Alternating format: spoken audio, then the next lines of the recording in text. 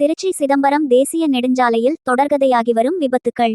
கஞ்சா போதையில் சாலையின் தடுப்புக்கட்டைகளில் 500 மீட்டர் வரை ஓட்டுநர் லாரியை ஓட்டிச் சென்ற சம்பவம் பரபரப்பை ஏற்படுத்தியுள்ளது.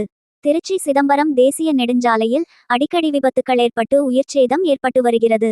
இந்நிலையில் டால்மியாபுரத்திலிருந்து மதுரைக்கு லாரியில் சிமெண்ட் மூட்டைகளை எடுத்துச் சென்றனர்.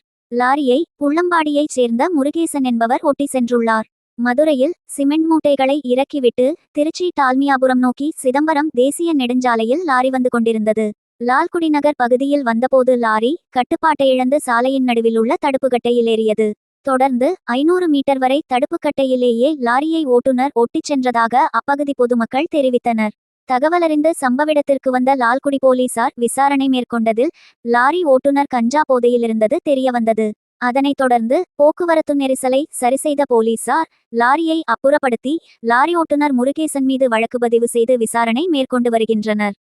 கஞ்சா போதையில் லாரியை தடுப்புக்கட்டையில் ஓட்டிச் சென்ற சம்பவம் அப்பகுதியில் பெரும் பரபரப்பை ஏற்படுத்தியுள்ளதுடன் வாகன ஓட்டிகள் மற்றும் பொதுமக்கள் மத்தியில் அச்சத்தையும் ஏற்படுத்தியுள்ளது.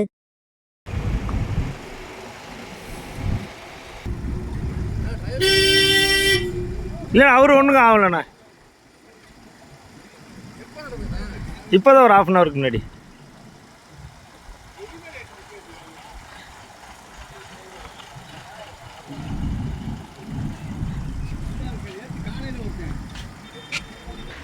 வண்டிக்கிட்ட போங்கடா,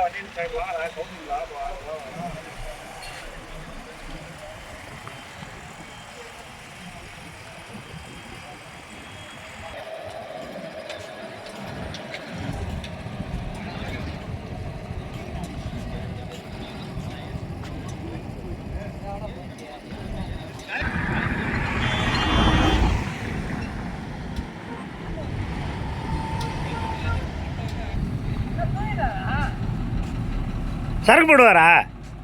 சரக்கு போடுவாரா? எல்லாம் போதங்கிறாங்க. இருக்காரு கிட்ட இது மேலே போயிருக்காருங்க. எப்படி இது மேலே ஏறாருன்னு தெரியல.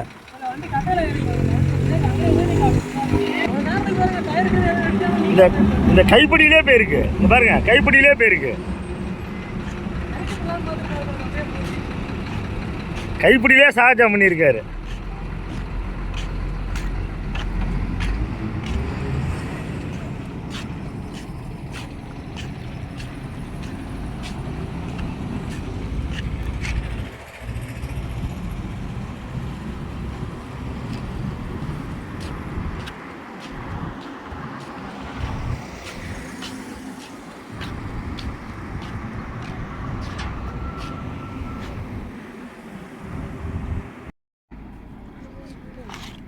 சரிங்க.